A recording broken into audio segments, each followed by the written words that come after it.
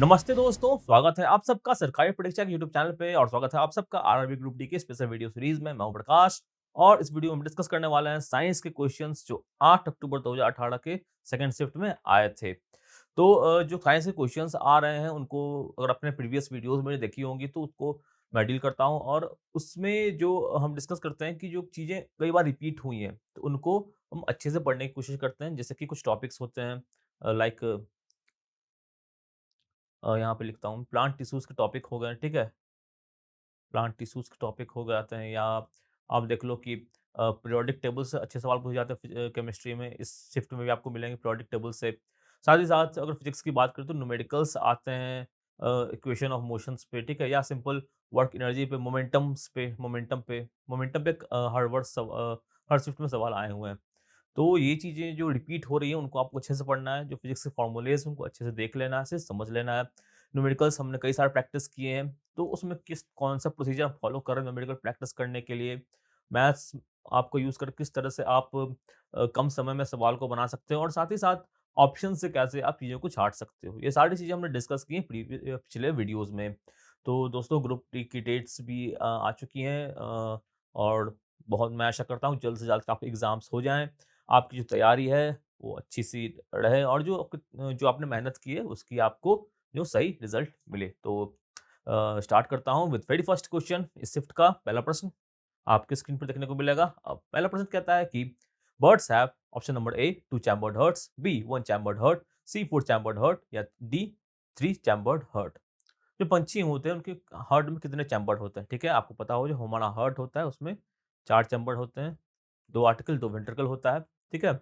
4 chamber का heart हमारा भी होता है। तो पंछियों का कितने चैम्बर का हार्ट होता है? 2 होता है, 1 होता है, 4 होता है या 3 होता है? तो दोस्तों सही उत्तर क्या होगा? सही उत्तर हो जाएगा ऑप्शन नंबर सी 4। जो जैसा कि हमारा 4 चैम्बर का हार्ट होता है, पंछियों का भी 4 चैम्बर का हार्ट होता है, ठीक है? अगर इसके बारे में और बात करें तो मछलियों का जो होता है, फिशेज़ जिन्हें कहते हैं, बर्ड्स को कहते हैं एविस और मछलियों को कहते हैं पेसेस। फिशेज़ में जो होते हैं वो 2 चैम्बर के हार्ट होते हैं, यानी मछलियों के हार्ट में सिर्फ़ 2 ही चैम्बर होता है, 1 ऑर्टिकल होता है और 1 वेंट्रिकल होता है। हमारे में 2 ऑर्टिकल होते हैं और 2 वेंट्रिकल होते हैं। हार्ट्स की जो डिज़ाइन होता है उसके बारे में हमने डिस्कस कर चुके हैं, हमने डिस्कस किया हुआ है पहले वीडियो में भी। तो मैं आपको बार-बार कर रहा हूँ कि पिछले की जो वीडियोज़ हैं उन्हें भी आप ज़रूर देखें, अंत तक देखें और एक-एक क्वेश्चन्स को समझने की कोशिश करें, क्वेश्चन्स के पीछे और क्या-क्या क्वेश्चन बन सकते हैं और पीछे कॉन्सेप्ट्स क्या-क्या हैं, ठीक है? तो इस क्वेश्चन में वापस से आते हैं। एम्फीबियन एंड रेप्टाइल की बात करें तो 3 चैम्बर्ड हार्ट होते हैं, ठीक है? एम्फीबियन और रेप्टाइल के होते हैं 3 चैम्बर्ड हार्ट। एविस मैमल के होते हैं, यानी कि पंछियों और मैमल्स जो स्तनधारी जीव होते हैं, ठीक है? पंछी और स्तनधारी जो जीव होते हैं, उनके 4 चैम्बर के हार्ट होते हैं। जो रेप्टाइल होते हैं, उनका 3 चैम्बर होता है और जो मछलियाँ होती हैं, उनका 1 चैम्बर होता है, ठीक है? तो ये कॉन्सेप्ट है, इस पे भी सवाल बन सकता है। किसी के जैसे बर्ड के बारे में पूछेगा तो रेप्टाइल के बारे में, जो रेंगने वाले जीव हैं उनके बारे में पूछा जा सकता है, मैमल्स के बारे में पूछा जा सकता है या पंछियों के बारे में पूछा गया है, दोबारा भी पूछा जा सकता है। ठीक है? आगे बढ़ेंगे, सवाल संख्या 2 पे आते हैं। कहता है कि if resistance is half the current gets, resistance आधा हो जाएगा तो करंट कितना हो जाएगा? अब ये आसान सवाल है। रेजिस्टेंस क्या होता है? जो करंट को रोकने का काम करता है। तो अब रेजिस्टेंस बढ़ रहा है, तो करंट क्या होगा? इसको तो बढ़ना चाहिए क्योंकि जो प्रतिरोधक क्षमता है, प्रतिरोधकता है वो तो कम हो रही है। प्रतिरोधकता कम होगी तो हम और तेज़ी से बढ़ेंगे। हमारा रास्ते में कठिनाई कम होगी तो और तेज़ी से बढ़ेंगे। तो करंट क्या होगा? दुगना होगा। ठीक है? तो सही उत्तर उत्तर हो जाएगा इसका क्या? डबल्ड। कैसे होगा? देखो, ओह्म्स लॉ आपका लॉ कहता है V इक्वल टू IR, यानी जो पोटेंशियल डिफरेंस होता है, विभवांतर होता है, वो किसके बराबर होता है? विद्युत धारा और प्रतिरोधक का गुना होता है। ओह्म लॉ है। ओह्म लॉ की एक और खास बात होती है कि एक टेम्परेचर पर ये वैलिड होता है। अब देखो, कह रहा है कि पोटेंशियल डिफरेंस सेम ही है। अगर नहीं दिया हो उसका मतलब ये है कि पोटेंशियल डिफरेंस सेम बराबर है। कह रहा है कि अब जो करंट है वो आधा हो गया, ठीक है? तो इसमें से कितना करंट बढ़ जाएगा कि ये इसके बराबर हो जाएगा। तो अब देखो, IR equal to I dash R by 2, R से R कट गया, I डैश कितने के बराबर हो गया? 2 इंटू I, यानी कि पहले जो करंट था उसका ये 2 गुना हो जाएगा, ठीक है? यानी कि डबल, ऑप्शन नंबर बी इसका सही उत्तर हो जाएगा। तो ओम्स लॉ अच्छे से याद रखना है। इस पे कई सवाल बन सकते हैं। सीधा-सीधा इस पे न्यूमेरिकल भी आ सकता है कि करंट और वोल्टेज देगा, रेजिस्टेंस निकालने या कोई भी 1-2 देगा, एक चीज़ की वैल्यू निकालने इसका जो सीधा-सीधा इसका एक्सप्रेशन पूछा जा सकता है, V इक्वल टू IR है, इसके बारे में भी पूछा जा सकता है, ठीक है? अब जैसे कि यहाँ पे वोल्टेज कांस्टेंट बोल दिया गया था, कहीं बोला कि करंट कांस्टेंट है, तो V और R में क्या रिलेशन होगा? उस तरह से भी सवाल बन सकता है। आगे बढ़ेंगे, सवाल संख्या 3 पे आते हैं। कहता है कि pinna is external part of ears, nose, finger या आइज़। पीना किसका पार्ट होता है? पीना इसको कहते हैं यहाँ पे जो होता है। तो पीना किसका पार्ट हो गया? ईयर्स का पार्ट हो गया, यानी कि कान का पार्ट होता है, ठीक है? इसको देखो यहाँ पे पीना है, 3 होता है कान का 3 पार्ट होता है, आउटर बाहर का कान, मिडल का कान, बीच का कान और इनर कान, यानी कि सबसे अंदर में जो होता है, ठीक है? तो बाहर में क्या-क्या होता है? देखो, ये पिनल होता है और ये यहाँ पे ऑर्टरी कनाल होता है। एक कनाल जैसा बना होता है, मतलब कनाल मतलब नहर होता है, तो नहर क्या सीधा-सीधा एक स्पेस सा बना होता है, ठीक है? तो ये दोनों क्या आता है? पिना और ऑर्टरी कनाल होता है एक्सटर्नल ईयर में होते हैं, जो बाहर से हमें दिख रहा है वो एक्सटर्नल ईयर हो गया। आगे बढ़ेंगे, सवाल संख्या 4 पे आते हैं। कहता है कि न्यूमेरिकल आ गया, bullet of mass 4 gram is horizontally fired with velocity of 150 metre per second from a pistol of mass 3 KG. What is required velocity of the pistol?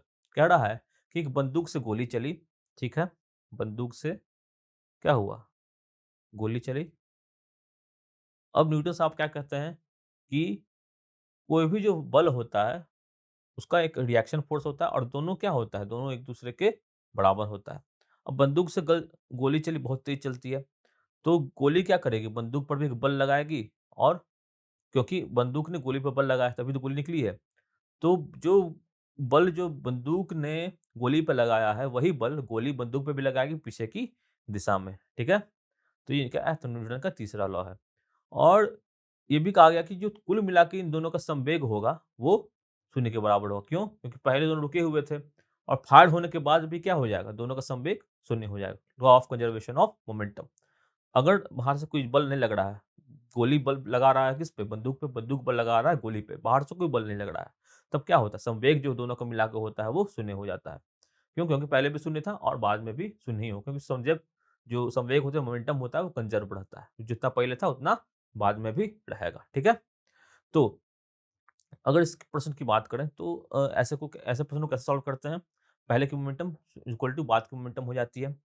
पहले मोमेंटम कितना था? शून्य ही था। अब बाद का मोमेंटम कितना होगा? ठीक है? अब देखो, बंदूक का मास कितना है? द्रव्यमान छोटा वाला मान लीजिए, इसको 40 ग्राम है। 40 ग्राम किलो में लिख देंगे, कितना हो जाएगा? 0.04 केजी, ये हो जाएगा। ग्राम को हमने कर दिया है किस में? कन्वर्ट केजी में। ये कन्वर्जन आपको आना चाहिए, आसानी से आप कर लो। 1 किलोग्राम कितने ग्राम के बराबर होता है? 1 ग्राम कितने किलोग्राम के बराबर होता है? ये सब रटा होना चाहिए, तब आप आसानी से बगैर अधिक वक़्त गँवाए इन सवालों को बना पाओगे। इन सवालों में वक़्त बचा लोगे तो गणित के सवाल जो थोड़े-से कठिन-कठिन होते हैं, वहाँ पे आप अधिक समय दे पाओगे, ठीक है? तो देखो, मास कितना हो गया? 0.04 केजी हो गया। अब कह रहा है कि फायर किया कितने से? 150 मीटर पर सेकंड की स्पीड से फायर किया गया। तो बंदूक का जो वेलोसिटी है, हम क्या मान लेंगे? V1 equal to 150 metre per second, ठीक है? और क्या इन्फॉर्मेशन दिया हुआ है? जो हमारा ये है, पिस्टल है, उसका वैल्यू कितना दिया हुआ है? मास 3 केजी दिया हुआ है और इसकी गति कितनी हो जाएगी? V2 इक्वल टू, इसकी गति कितनी हो जाएगी? ये हमें निकालना है, ठीक है? तो आप देखो, यहाँ पे अगर मैं इसको सॉल्व करूँ, तो दिख रहा होगा आपको कि जो मोमेंटम होगा वो कितना होगा? 0.04 केजी इंटू कितना? 150, ठीक है? प्लस 3 केजी और जो इसकी वेलोसिटी है V2। ये कुल मिला के कितना हो जाएगा? 0, क्योंकि पहले था, ठीक है? अब इसको इधर-उधर कर देंगे तो कितना आ जाएगा? यहाँ पे देखो, 3 इंटू V2 किसके बराबर हो जाएगा? इसे माइनस में लिख देंगे तो 0.04 इंटू 150 के बराबर हो जाएगा, ठीक है? अब देखो, अब क्या किया? V2 है, माइनस में तो रहेगा ही, क्योंकि उत्तर माइनस में ही आएगा, क्योंकि जो गति वेलोसिटी क्या है? वो वेक्टर क्वांटिटी, यानी कि स सदिश, मतलब सदिश जो होता है क्वांटिटी है, मतलब क्यों, जो वेलोसिटी का एक दिशा होता है। ये दिशा में छोड़ा गया है, तो इसी दिशा में इसका वेलोसिटी है, ठीक है? और जो बंदूक पीछे पीछे छोड़ रहा है, तो बंदूक का वेलोसिटी किस दिशा में होगा? जिस दिशा में गोली चली है, उसके विपरीत दिशा में होगा। गोली चली सीधे और जो बंदूक होगा, वो क्या होगा? पीछे की दिशा में आ रहा है। तो जो पीछे की दिशा में आ रहा है, तो उसका डायरेक्शन क्या हो जाएगा? वो जो बंदूक का जो गोली का जो डायरेक्शन है उसके अपोज़िट में रहेगा, ठीक है? बंदूक आप चलाते हो तो क्या होता है? पीछे एकदम रिकॉइल बल मारता है, ठीक है? तो V2 अब इसको चला के मत देखना, मारता है मान लो, ठीक है? बंदूक चलाना ज़रूरी नहीं है या फिज़िक्स की किताबों में दिया हुआ है, आप वहाँ से भी समझ सकते हैं।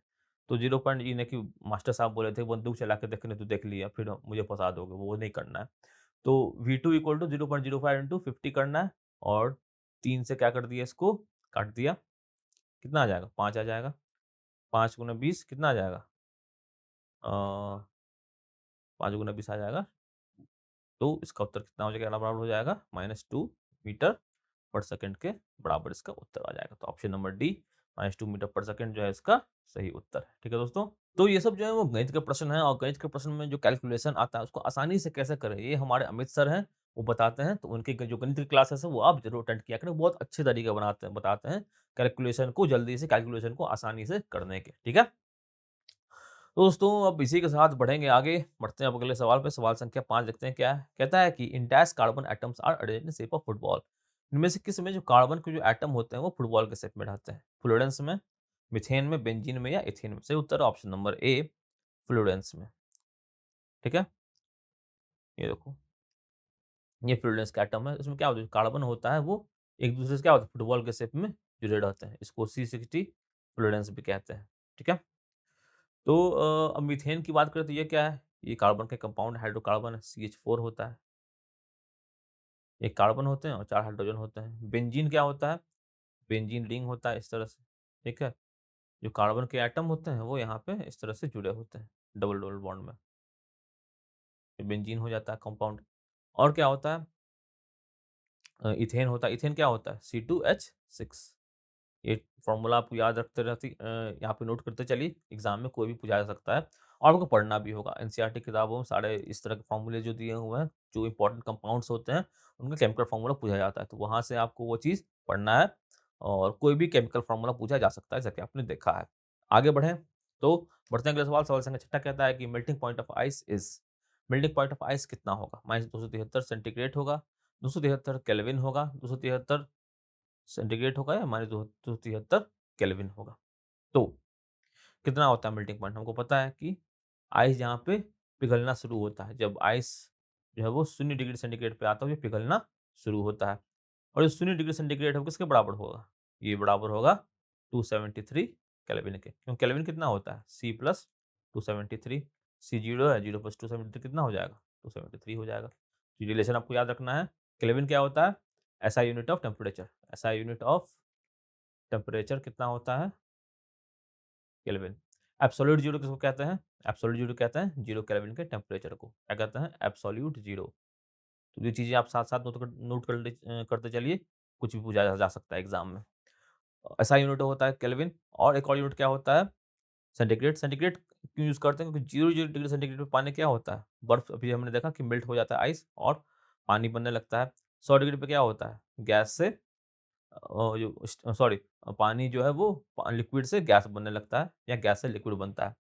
तो पानी के को बेसिकली ध्यान में रख के सेंटीग्रेड वाला बनाया गया है और हम आम भाषा में सेंटीग्रेड ही यूज़ करते हैं, बट जो एसआई की मात्रक है, जो वैज्ञानिक यूज़ करते हैं अपना एक्सपेरिमेंट वगैरह करने के लिए, तो वो वहाँ पे केल्विन का यूज़ करते हैं हमेशा, ठीक है? तो हम इसे याद रखिए, केल्विन होता है एसआई यूनिट और दोनों के बीच का रिलेशन क्या होता है? सेंटीग्रेड और केल्विन के बीच का, ये आपको याद रखना चाहिए।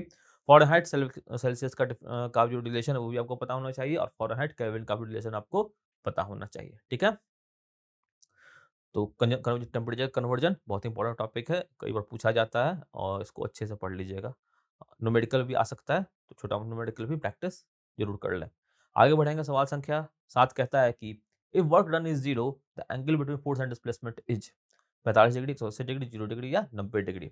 कह रहा है कि वर्क डन 0 है, फोर्स और डिस्प्लेसमेंट का एंगल कितना होगा? पहले हमको पता चले फॉर्मूला क्या होता है? फॉर्मूला होता है वर्क इक्वल टू फोर्स गुना डिस्प्लेसमेंट गुना कॉस थीटा। यानी कि यहाँ पे देखो, ये सपोज़ करो बल लग रहा है और इस दिशा में जो है वो डिस्प्लेसमेंट हो रहा है और ये एंगल थीटा है, तो वक्रन कितना होता है? FS cos theta. अब कह रहा है कि वर्क डन 0 होना चाहिए, angle between force and displacement क्या होगा? ठीक है? अब देखो वर्क डन 0 कब होगा? जब एफ तो है नहीं, एफ फोर्स लग रहा है, ये 0 नहीं है, डिस्प्लेसमेंट लग रहा है, डिस्प्लेसमेंट भी ये भी 0 नहीं है। हमको 0 इश्यू करना पड़ेगा अब। ये 0 कब होगा? जब कॉस थीटा का वैल्यू जब 0 हो जाएगा। कॉस थीटा का वैल्यू जब 0 कब होता है? जब थीटा इक्वल टू होता है 90 डिग्री, 90 डिग्री देखेंगे। कहीं भी वर्क डन 0 दिखे, 90 डिग्री दिखे, एंगल मार देंगे 90 डिग्री, ठीक है? और कॉन्सेप्चुअली भी समझना ज़रूरी है। अभी सवाल घुमा के पूछा जा सकता है। तो कॉन्सेप्चुअली भी समझिए और जो छोटी-छोटी चीज़ें याद रखिए। जब वर्क डन 0 कब होता है? जब थीटा डिग्री होता है 90 डिग्री। हमको लगता है पहले भी पूछा जा चुका है। इस आरआरबी ग्रुप डी के पिछले जो वर्ष जो हुए थे उसमें। किसी और शिफ्ट में भी इस तरह के सवाल पूछे गए हैं। तो वर्क डन पे सवाल तो इनफैक्ट बहुत सारे पूछे गए हैं। जैसे कि इसका यूनिट क्या होता है? जूल होता है। किसके बराबर होता है? तो एनर्जी के बराबर होता है। ठीक है? और क्या इसका यूनिट हो सकता है? फ़ोर्स का यूनिट होता है न्यूटन, डिस्प्लेसमेंट का होता है मीटर। तो न्यूटन मीटर भी इसका एक यूनिट हो जाता है। अब आगे बढ़ते हैं सवाल संख्या एक बार देख लेते हैं सवाल संख्या 8 क्या है? ये कहता है कि which of the following statement is are true? इनमें से कौन-सा जो स्टेटमेंट है वो सत्य है? रिजिडिटी, फ्लूइडिटी दोनों का डेफिनिशन दिया हुआ है। रिजिडिटी क्या होता है? It is the property of matter to maintain its shape even if external force work on it and solid show this property. Rigid मतलब क्या हो गया? आम भाषा में रिजिड का प्रयोग करते हैं इसका मतलब क्या? बहुत ही सख्त आदमी है, सख्त लड़का है, ठीक है? जाकिर खान साहब आपने सुना सुना होगा सख्त लड़का वाला, तो वही। रिजिड मतलब सख्ती, सख्ती कब होगा? जब बाहर से आप कुछ भी प्रयास कर रहे हो वो आदमी टूट नहीं रहा है, ठीक है? कितना भी जोर लगा लो, वो बोलता है कि नहीं, तो इस तरफ तो जाना ही नहीं। ठीक है? तो वही क्या होता है? वही होता है रिजिड। रिजिडिटी मतलब क्या होता है? It's property of matter to maintain its shape even if external force is applied. बाहर की जो प्रॉपर्टी लग रही है उससे उस पर अधिक असर नहीं पड़ रहा है। फ्लूइडिटी क्या होता है? It's property of substance to easily flow, मतलब जल्दी पिघल जाना। पिघलना नहीं मतलब नहीं मत लेना वो सेंस, बट फ्लूइडिटी मतलब क्या होता है? फ्लूइड जो बहता है, जो आसानी से बह जाता है। तो फ्लूइडिटी क्या-क्या हो जाता है?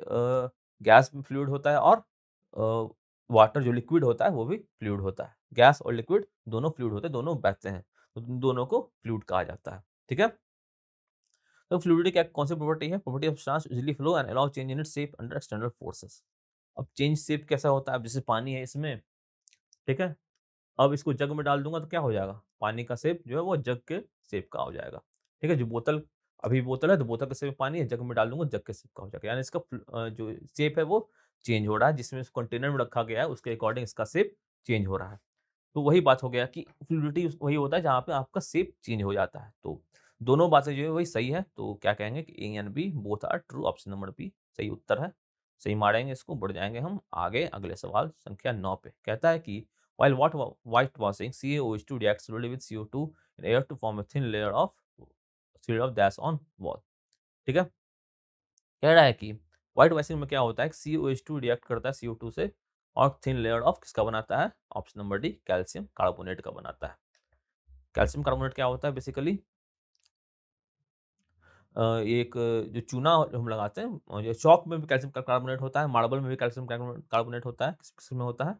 मार्बल में होता है, ठीक है? चूना में होता है, चूना जो मखैनी चूना वाला चूना में भी होता है और ऐसे जो वो पोतते हैं वो वाला चूना में भी कैल्शियम कार्बोनेट होता है। ठीक है? तो मार्बल, चूना और ये जो कैल्शियम कार्बोनेट है आप देखते होंगे जो स्कूल में हमारे चॉक यूज़ होते हैं, वहाँ पे भी इसको इस्तेमाल किया जाता है। ठीक है? तो ये रिएक्शन होता है इस दौरान। बेसिकली क्या होता क्या है COH2 इसको कहते हैं हम लोग क्या सिलेक्ट लाइम। क्या कहते हैं? Slaked lime. तो सिलेक्ट लाइम को अगर हम क्या करते हैं उससे पोतते हैं तो क्या होता है? वहाँ पे कार्बन डाइऑक्साइड हवा में है उसे रिएक्ट करता है और CaCO3 की एक पपड़ी बना देता है। ठीक है? मतलब वो अपने आप खुद को एडजस्ट हो जाता है वहाँ पे। तो ये भी क्लास 10वीं के साइंस में पहला ही चैप्टर में ये दिया हुआ है। वहाँ पे इस कॉन्सेप्ट को आप अच्छे से पढ़ सकते हैं।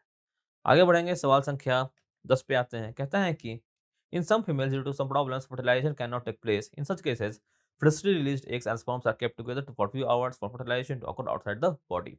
ये कह रहा है कि कुछ महिलाएँ जो होती हैं, उनमें कुछ समस्याओं के कारण उनमें जो गर्भधारण वो नहीं कर पाती हैं और फर्टिलाइज़ेशन का जो प्रोसेस होता है, वो उसमें नहीं हो पाता है। ठीक है? तो उनके लिए क्या उपाय होता है? रीजेनरेशन होता है, वेजिटेटिव रिप्रोडक्शन होता है, इन विट्रो फर्टिलाइज़ेशन होता है या फर्टिलाइज़ेशन होता है? इसका सही उत्तर हो जाएगा option number C in vitro fertilisation. ये क्या होता है कि ये एक बेसिकली एक कॉम्प्लेक्स सा प्रोसेस होता है जिसमें कि जो एग होता है महिलाओं का अंदर और जो स्पर्म होता है पुरुष के अंदर, दोनों को एक टेस्ट ट्यूब को बेसिकली फ्यूज़ करा के जो होता है, एक फ्यूज़ करा के रखा जाता है और इसको बाद में क्या किया जाता है कि माँ के शरीर में इसको डाल दिया जाता है। ठीक है? क्योंकि फर्टिलाइज़ेशन बाहर अंदर से हो नहीं पा रहा है, तो बाहर से करना पड़ता है। ठीक है? बाहर से फर्टिलाइज़ेशन करा के जो बच्चे होते हैं उनको इम्प्लांट कर दिया जाता है माँ के पेट में। तो यही हो जाता है इन्वर्टिव फर्टिलाइज़ेशन। ठीक है? तो ये उन महिलाओं के लिए एक टेक्नीक होता है और जिन्हें मतलब वो गर्भधारण में कोई समस्या आ रही है, तो उनके लिए ये टेक्नीक होता है। आगे बढ़ेंगे, सवाल संख्या 11 कहता है the value of G decreases with mass, amplitude, weight या एल्टीट्यूड। जो जी की वैल्यू है वो किससे डिक्रीज़ होती है? मास से डिक्रीज़ होती है, एम्पलीट्यूड से डिक्रीज़ होती है, वेट से डिक्रीज़ होती है, एल्टीट्यूड से डिक्रीज़ होती है। तो इसके लिए हम क्या करेंगे? हमको पता होना चाहिए जी का फ़ॉर्मूला, जी इक्वल टू क्या होता है? G M by R square. देखो तो एम क्या है? मास ऑफ अर्थ या जो भी प्लैनेट होता है उसका मास। रेडियस ऑफ अर्थ होता है आर। रेडियस ऑफ अर्थ होता है आर। ठीक है? ठीक है? जी, एम और आर। तो जी तो होता है कांस्टेंट होता है, ये नहीं बदलता है। ठीक है? एम यानी कि मास ऑफ अर्थ। मास ऑफ अर्थ की बात हो रही है, यहाँ पे ध्यान दीजिएगा। जो वस्तु है उसकी मास की बात नहीं हो रही है। तो आपको पता होगा जो जी की वैल्यू जो एक्सेलरेशन से कोई भी चीज़ नीचे गिरती है, उसका उसके जो मास होता है ना, उसका जो द्रव्यमान होता है, यानी कि पेन को नीचे गिराऊँ तो पेन के मास से इसका कोई मतलब नहीं है, ठीक है? इस पेन को या इस भारी इस बोतल को मैं फेंकूँगा, दोनों का जो जी होगा वो सेम होगा, दोनों एक साथ ही नीचे गिरेगा, ठीक है? इसमें भारी या हल्का कोई मतलब नहीं होता। तो यहाँ पे क्या कह रहा है कि जी है वो किससे डिक्रीज़ हो रहा है? मास से डिक्रीज़ हो रहा है, रेडियस से डिक्रीज़ हो रहा है, किससे डिक्रीज़ हो रहा है? तो अब देखो, यहाँ पे रेडियस है। रेडियस क्या है? ये दूरी जो अर्थ का जो सेंटर है वहाँ से उसकी दूरी है। तो देखो अगर आर बढ़ रहा है तो क्या होगा? आर डिनोमिनेटर में है, जी घटेगा। डिनोमिनेटर बढ़ता है तो क्या होता है? नंबर घटता है। डिनोमिनेटर बढ़ेगा तो ये जी घटेगा। ठीक है? तो सही उत्तर क्या होना चाहिए? अल्टीट्यूड, क्योंकि अल्टीट्यूड बेसिकली क्या है? उसका हाइट हो गया। आर में कुछ चीज़ ऐड कर देंगे, आर प्लस एच स्क्वायर हो जाएगा ये। ठीक है? तो आप देखो एच बढ़ रहा है, बढ़ेगा तो क्या हो जाएगा? ये पूरा जो है सिस्टम है वो बढ़ेगा और ये बढ़ेगा तो क्या होगा? जी जो है वो घटेगा। सही उत्तर क्या हो जाएगा? D, altitude. ठीक है? तो मास से कोई मतलब नहीं है और वेट से भी कोई मतलब नहीं है। उसका मतलब किससे? एल्टीट्यूड से। और एम्पलीट्यूड तो अलग ही चीज़ हो गया। यहाँ पे ऐसे ही दे दिया गया है, कोई मतलब नहीं है उसका। बढ़ेंगे अगले सवाल पर। सवाल संख्या 12 कहता है कि dash instrument is used to measure potential difference. Potential difference measure करने के लिए क्या इस्तेमाल किया जाता है? थर्मोमीटर किया जाता है, एमीटर किया जाता है, गैल्वेनोमीटर किया जाता है, वोल्टमीटर किया जाता है। पोटेंशियल डिफरेंस का आपको यूनिट पता होगा, वोल्टेज होता है। तो यहाँ से आप पता लगा सकते हैं कि जो वोल्टेज नापने के लिए क्या यूज़ होना चाहिए? वोल्टमीटर नाप नाप होना चाहिए। ऑप्शन नंबर डी वोल्टमीटर सही मार देंगे। कैलोरीमीटर का काम क्या होता है? करंट को डिटेक्ट करना। एमीटर का काम क्या होता है? करंट का नापना, कितना करंट है। जैसे कि वोल्टमीटर वोल्टेज नापता है, एमीटर करंट नापता है। एम्पियर होता है किसका यूनिट? करंट का यूनिट, वहीं से बना एमीटर। थर्मोमीटर क्या करता है? टेम्परेचर नापता है। ठीक है? तो ये चीज़ आपको याद रखने की भी ज़रूरत नहीं है अगर कॉन्सेप्चुअली आप चीज़ों को पढ़ते हो। आपको पता होता है कि अगर पोटेंशियल डिफरेंस का यूनिट वोल्टेज है, तो वोल्टमीटर इसका सही उत्तर होगा। करंट का यूनिट क्या होता है? एमीटर होता है, तो सॉरी करंट का यूनिट एम्पियर होता है, तो इसको नापने वाला जो यंत्र होगा वो मीटर हो जाएगा। ठीक है? तो फिज़िक्स की यही ख़ास बात है, आप कॉन्सेप्ट याद रखो, सवाल बनते रहेंगे। बहुत अधिक चीज़ें रटने की ज़रूरत नहीं पड़ती है, ठीक है? फिज़िक्स काफ़ी स्कोरिंग होता है। फिज़िक्स को कॉन्सेप्ट को जो फ़ॉर्मूले होते हैं, उनको आप अच्छे से पढ़ें और न्यूमेरिकल भी बहुत ही अधिकतर न्यूमेरिकल काफ़ी आसान आते हैं। तो वहाँ से भी आप स्कोर अच्छा कर लोगे, ठीक है? मैथ में आपको सॉल्व करना तो पता ही है, कैलकुलेशन निकालना और बहुत-बहुत छोटे-छोटे कैलकुलेशंस होते हैं। फ़ॉर्मूला याद रहेगा, फ़ॉर्मूला में बैठाना है, आंसर निकालना है, वही करना होता है। आगे बढ़ेंगे, सवाल संख्या 13 कहता है कि that is not a compound, बस कौन-सा जो है कंपाउंड यानी कि यौगिक नहीं है, ठीक है? यौगिक नहीं, कंपाउंड नहीं हो तो क्या हो सकता है? एलिमेंट हो सकता है या मिक्सचर हो सकता है या कुछ और हो सकता है, देख लेते हैं। हाँ, हाइड्रोजन सल्फाइड क्या है? कंपाउंड है, H2S।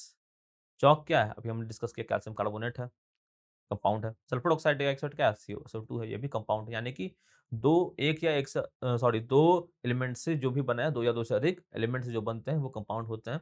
केमिकली जो कंबाइंड होते हैं 2 से अधिक एलिमेंट तो कंपाउंड बनाते हैं। लीड क्या है? लीड इकलौता एलिमेंट है और लीड का यूनिट क्या है? Pb होता है। यानी कि लीड एलिमेंट है, लीड कंपाउंड नहीं है, तो सही उत्तर क्या हो जाएगा? लीड। आगे बढ़ेंगे। 14वां सवाल कहता है कि car accelerates uniformly from 18 kilometre per hour to 72 kilometre per hour in 10 second. Calculate acceleration of the car. अब ऐसे किलोमीटर पर आवर में दिया हुआ है, सेकंड में दिया हुआ है, हमको मीटर पर सेकंड में निकालना है, तो क्या करेंगे? सबसे पहला काम क्या करेंगे कि किलोमीटर पर आवर को हम लोग चेंज करेंगे किसमें? मीटर पर सेकंड में, ठीक है? तो 1 किलोमीटर पर आवर कितने के बराबर होता है? 5/18 मीटर पर सेकंड के बराबर होता है। तो 18 किलोमीटर पर आवर किसके बराबर होगा? 18 इंटू 5/18 कितना हो गया? यानी कि 5, ठीक है? अगर यहाँ पे इसकी 72 को निकालें तो 72 इक्वल टू 72 इंटू 5/18, 18 चौके 72 यानी कि 20, ठीक है? मीटर पर सेकंड में वैल्यू निकल गया, स्पीड निकल गया। एक्सेलरेशन कितना होता है? वेलोसिटी में कितना बदलाव हुआ? मास समय से कितना लगा? कितना बदलाव हुआ? 20 था पहले, सॉरी 20 है अभी, अब पहले था कितना? 5, समय लगा बदलने में 10, 20 बटा 5 कितना हो गया? 20 बटा 5 होता है 15, तो 15/10 यानी कि 1.5 मीटर पर सेकंड स्क्वायर। इसका कहने का मतलब हुआ कि 1 सेकंड में 1.5 जो है उसका स्पीड बढ़ गया। ये उत्तर है क्या? 5 मीटर पर सेकंड स्क्वायर? जी हाँ, बिल्कुल है। Option number D 1.5 metre per second square इसका सही उत्तर हो जाएगा। यहाँ भी यूनिट्स आप छाँट सकते हो, यहाँ मीटर पर सेकंड स्क्वायर है, ये तो नहीं होगा, ठीक है? मीटर इंटू स्क्वायर ये तो नहीं होगा, ठीक है? और क्या हो सकता है? और कहाँ से आप छाँट सकते हो? मीटर पर सेकंड तो ये भी स्पीड का यूनिट हो, एक्सेलरेशन का यूनिट नहीं है, तो ये 2 ऑप्शन तो ऐसे ही छँट जाते हैं, ठीक है? आपको ये दोनों में देखना था, तो ये दोनों में आप देख सकते हो कि 1.15 मीटर पर सेकंड है, 1.5 मीटर पर सेकंड क्या होगा? तो यहाँ से भी कैलकुलेट इसमें करना ही पड़ जाता है, तो कैलकुलेट करके ही देख लेते हैं। पर कहीं-कहीं क्या होता है क्वेश्चन में आपने पहले भी देखा होगा कि यूनिट चारों में अलग-अलग होते हैं, तो जो सही यूनिट है उसको ही टिक मार के आगे बढ़ सकते हैं। तो अब हमको पूरा कैलकुलेट करने का ज़रूरत नहीं पड़ेगा। तो ये ट्रिक छोटे-मोटे हैं, उनसे आप क्या होगा टाइम बचेगा, आप अधिक दूसरे क्वेश्चन्स पे अधिक ध्यान दे पाओगे। आगे बढ़ते हैं, 15वां सवाल कहता है कि which of the following is a physical change? Physical change कौन-सा होता है? इसमें जो केमिकल रिएक्शन नहीं होता है, किसी भी तरह का जो केमिकल कॉम्बिनेशन होता है सब अंदर सब्सटेंसेस के बीच में वो नहीं होता है। तो उसमें फिजिकल चेंज कौन-सा है? Melting of ice, milk set into curd, ripening of fruits, grapes into fermented. Option number इसका सही होगा उत्तर होगा क्योंकि जो आइस है वो H2O है और पानी भी क्या है? H2O है। मेल्ट होने के पहले और बाद में भी दोनों क्या है? H2O ही रहेगा और केमिकल कॉम्बिनेशन चेंज नहीं होगा। तो फिजिकल चेंज यही होगा मेल्टिंग ऑफ आइस। बाकी दोनों केमिकल है, मिल्क का अलग फ़ॉर्मूला होता है और कर्ड का अलग फ़ॉर्मूला होता है। फ्रूट जो होता है सड़ जाता है तो वो कुछ और ही बन जाता है, वो फ्रूट नहीं रहता है फिर। ग्रेप्स फर्मेंट हो जाता है तो कुछ और बन जाता है, अल्कोहल बनता है, ठीक है? अंगूर को सड़ा के अल्कोहल बनाते हैं, पता होगा आपको। आगे बढ़ते हैं, क्वेश्चन नंबर 16 कहता है कि based on the given graph which statements correctly describe on the pattern, there is increase in CO2 concentration over the year, decrease, no change, fluctuation होता है, ठीक है? तो आप देखो क्या है, सीधा-सीधा बात है। अब देखो ग्राफ से पता चल रहा है कि क्या हो रहा है, सीधा-सीधा बढ़ रहा है। डाटा इनपुट से आपने पढ़ा होगा, पता होगा ग्राफ के बारे में। ग्राफ की क्या हो रहा है, सीधा-सीधा बढ़ रहा है और कुछ सोचना ही नहीं है, ऑप्शन नंबर मारना है ए और बढ़ जाना है आगे। फ्लक्चुएट कब होता है? जब नीचे जा रहा है, ऊपर जा रहा है, नीचे जा रहा है, ऊपर जा रहा है, लगातार ये ऊपर ही जा रहा है, तो बढ़ता हुआ पैटर्न सही उत्तर होगा। 17वां सवाल कहता है कि the dash character is recessive in garden pea plant. इसमें से कौन सा कैरेक्टर जो होता है रिसेसिव होता है और तो yellow seed, green pod, wrinkled seed या डी राउंड सीड। सही उत्तर होगा option number C wrinkled seed. अभी रिसेसिव क्या और ये क्या डोमिनेंट क्या होता है थोड़ा समझ लेते हैं। तो जो मेंडल साहब थे उन्होंने जो पी उनके अपने गार्डन में क्या किया, जो मटर का जो पौधा होता है ना उसपे एक्सपेरिमेंट करने लगे। हम लोग खाते हैं, इनका मन में क्या कर जाता है कि इस पर एक्सपेरिमेंट कर जाते हैं। न्यूटन साहब थे, उनको सिर गिरा तो सेब गिरा, सेब पर एक्सपेरिमेंट करने लगे। तो साइंटिस्टों का यही होता है, आस-पास की चीज़ों में जो भी उन्हें लगता है कि ये क्यों हो रहा है, उस पर वो एक्सपेरिमेंट करते हैं और वहीं से साइंस डेवलप टेक्नोलॉजी डेवलप होती है बेसिकली ऑब्जर्वेशन पावर से। तो ऑब्ज़र्व करना बहुत ज़रूरी होता है चीज़ों को। आस-पास जो घट रहा है आपको, उसको आप किस तरह से ऑब्ज़र्व करते हैं, किस तरह समझते हैं, ठीक है? जैसे प्रीवियस पेपर को आप ऑब्ज़र्व कर क्या समझते हैं? कहाँ-कहाँ से सवाल बन सकते हैं? क्या-क्या सवाल आ रहे हैं? लगातार कौन-कौन से रिपीट हो रहे हैं, जो कि आगे भी आने के चांसेज़ हैं, ठीक है? फिलहाल इस पे आते हैं। तो देखो एक एग्ज़ाम्पल से बताता हूँ क्या होता है डोमिनेंट और रिसेसिव ट्रेट। उन्होंने क्या किया कि जो है एक जो है पौधा था और बड़ा पौधा टॉल और एक छोटा पौधा था। उनमें क्या किया उन्होंने इसकी सेल्फ मतलब पॉलिनेशन करवाया, ठीक है? मतलब बेसिकली रिप्रोडक्शन करवाया। बड़ा पौधा को टी मान लिया, छोटा पौधा में टी रिलेटेड था, छोटा पौधा में टी रिलेटेड था, ठीक है? और इनके जो प्रोडक्ट बने जो सारे, वो कौन-कौन से बने? इनमें सारों में आपने देखा कि सारे जो पौधे बने इससे क्या हुआ, वो सारे बड़े पौधे ही बने। यानी कि जो डोमिनेंट ट्रेट था इसमें टी था और रिसेसिव ट्रेट जो कि सामने नहीं आ पाया वो टी था, ठीक है? अब जो इनके बच्चे हुए उनको आपस में पॉलिनेशन करवाया गया। तब क्या पाया गया कि जो जैसे इनके 2 में आगे इनके में क्या हो गया कि जो 4 ट्रेट बने उनमें से 4 जो प्लांट बने उनमें से क्या हुआ कि 4 तो बड़े प्लांट 3 तो बड़े प्लांट बने, 1 प्लांट बना छोटा। अब देख रहे हो मतलब कि बेसिकली इसके दादाजी जो थे उनमें से एक छोटा प्लांट था। लेकिन इनके जो माँ-बाप जो थे उनमें से कोई छोटा नहीं, दोनों बड़े थे। तब भी माँ-बाप दोनों बड़े थे, तब भी एक बचा छोटा हो गया। क्यों? कि उनकी जो इनके जो ग्रैंड पेरेंट्स थे, उनमें एक छोटा वाला ट्रेट था। तो यही छोटा वाला ट्रेट जो हो जाता है वो क्या होता है? वो हो जाता है रिसेसिव, ठीक है? और जो बड़ा वाला जो डोमिनेंट हुआ वो हो जाता है वो हो जाता है क्या? डोमिनेंट, ठीक है? तो लंबाई क्या था? डोमिनेंट था और छोटा होना क्या था इसमें? इनके एक्सपेरिमेंट में छोटा होना था इनके एक्सपेरिमेंट में रिसेसिव, ठीक है? तो डोमिनेंट रिसेसिव का इस तरह से उन्होंने अलग तरह का एक्सपेरिमेंट किया, पौधों के कलर को चेंज करके, कुछ पौधों के कुछ पौधे जिनके पत्ते मुड़े-मुड़े थे, जो व्रिंकल्ड थे, उनको लेके। तो उन्हीं में ये पाया गया कौन-कौन से ट्रेट डोमिनेंट थे, कौन-कौन से रिसेसिव थे। तो जो व्रिंकल्ड जो सीड्स थे, वो क्या थे? वो एक रिसेसिव ट्रेट था, जो इस प्रश्न पूछा गया है, ठीक है? तो जो मंडल साहब का एक्सपेरिमेंट है, आपको अच्छे से पढ़ना चाहिए। यहाँ पे भी थोड़ा बहुत बड़ा टॉपिक है, वो यहाँ पे बताने का भी समय है नहीं। तो जो उनका जो एक्सपेरिमेंट है, कौन-कौन से डोमिनेंट ट्रेट थे या कौन-कौन से रिसेसिव ट्रेट थे, वो आप जो अच्छे से पढ़ोगे तो आपको अच्छे से समझ में आ जाएगा। इसमें आपको रटना अधिक नहीं पड़ेगा। बहुत ही आसान, बहुत ही अच्छे से कॉन्सेप्ट में इसका एनसीईआरटी किताब में दिया हुआ है, वहाँ से आपको पढ़ सकते हैं। अगले सवाल पे आते हैं, सवाल संख्या 18 कहता है कि dash is the only non-metal placed in the alkali metal. ये जो कौन-सा नॉन-मेटल है जो कि अल्कली मेटल में प्लेस किया गया है? Option number A francium, B hydrogen, B rubidium, C caesium. तो सही उत्तर है option number B hydrogen. Periodic table आप देखोगे तो स्टार्टिंग में हाइड्रोजन रहता है और उसके नीचे जो होते हैं वो अल्कली मेटल्स रहते हैं, ठीक है? लिथियम, सोडियम, पोटेशियम, ठीक है? सीज़ियम, ये इसके नीचे रहते हैं। तो ये अल्कली मेटल ग्रुप में और इसमें एकमात्र जो नॉन मेटल होता है वो क्या होता है? हाइड्रोजन सबसे ऊपर रहता है, ठीक है? सही उत्तर हो जाएगा हाइड्रोजन। 10वां सवाल कहता है कि dash frequency not audible to human beings. Human being को ये फ्रीक्वेंसी सुनाई नहीं देगी। ह्यूमन को सुनाई क्या देती है? 20 हर्ट्ज से 20 किलोहर्ट्ज़, यानी कि 20 हर्ट्ज से 20 हर्ट्ज से 20,000 20,000 ध्यान रखिएगा 20 हर्ट्ज से 20,000। तो इसके बीच में जो भी होगा वो सुनाई देगा, इसके बाहर जो भी होगा वो सुनाई नहीं देगा। क्या-क्या इसके बीच में है? 100 हर्ट्ज के बीच में है? बिल्कुल है। 18 हर्ट्ज के बीच में है? बिल्कुल है। 20,000 हर्ट्ज हाँ, मतलब यहाँ पे है, ये भी चलेगा। 22,000 हर्ट्ज क्या है? इसके पार जा रहा है, ये हमें नहीं सुनाई देगा। तो ये नहीं सुनाया जाएगा और ये हो जाएगा इस प्रश्न का सही उत्तर 22,000 हर्ट्ज। तो जो भी इसके बाहर होगा ऐसे सवाल बनते हैं। तो जो भी यानी कि 10,000 पूछा जाए तो वो भी इसका सही उत्तर हो सकता था या 20,000 से अधिक जो पूछा जाएगा वो भी इसका सही उत्तर हो सकता है। ठीक है? तो सही उत्तर इसका ऑप्शन नंबर डी मार देंगे टिक, आगे बढ़ेंगे। ये कहता है कि the value of acceleration to gravity does not depend on mass of earth, constant gravitation, radius of earth या मास ऑफ फॉलिंग ऑब्जेक्ट। अभी इसकी चर्चा हमने कर दी थी। G equal to G M by R square कर दिया था। यहाँ से पता कर लो कि किस पे डिपेंड करता है। जीएमआर यानी कि रेडियस ऑफ अर्थ पर डिपेंड करता है, मास ऑफ अर्थ पे डिपेंड करता है, ग्रेविटेशनल कांस्टेंट पे डिपेंड करता ही है। किस पे नहीं डिपेंड कर रहा है? जो मास ऑफ फॉलिंग ऑब्जेक्ट है डी। अभी मैंने ये एक्सपेरिमेंट करके आपको बताया था कि दोनों जो है वो एक साथ गिरता है। तो ये ऑप्शन हो जाएगा सही। ठीक है? आगे बढ़ेंगे सवाल संख्या 21 कहता है कि which of the following does not possess kinetic energy. Kinetic energy क्या होता है? जिसे कहते हैं हम गतिज ऊर्जा। गतिज ऊर्जा कहाँ से आई? गति से आई है। जो गति नहीं होगी जिसमें, उसमें गतिज ऊर्जा भी नहीं होगी। रोलिंग स्टोन गति है, गतिज ऊर्जा होगी। फॉलिंग कोकोनट गति है, गिर रहा है, गतिज ऊर्जा होगी। रेज़्ड हैमर, ठीक है? रेज़्ड हैमर क्या हुआ? कि हथौड़ों को हमने उठाया किसी को मारने के लिए। अब उठाया है तो रुका ही हुआ है ना, गति तो नहीं है अभी उसमें। उठाया है मैंने ऐसे, गति नहीं है, ठीक है? उठा के यहाँ पे रखा हुआ है मैंने बस, अब मारने ही वाले हैं, तो अभी गति तो नहीं है ना। तो गति नहीं है तो क्या होगा? गतिज ऊर्जा भी नहीं होगा।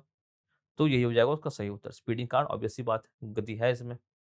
तो ऑप्शन नंबर सी मारेंगे यहाँ पे, बढ़ेंगे आगे। सबका मतलब पता होना चाहिए काइनेटिक एनर्जी क्या होता है? गतिज ऊर्जा। गतिज है तो गतिज ऊर्जा होगी। Atomic number of actinoids are 57, 70, 58, 71, 89, 103, 89, 102। सही उत्तर इसका ऑप्शन नंबर सी हो जाएगा। एक्टिनोइड्स क्या होता है? एक्टिनोइड्स में होता है एफ ब्लॉक एलिमेंट्स होते हैं, ठीक है?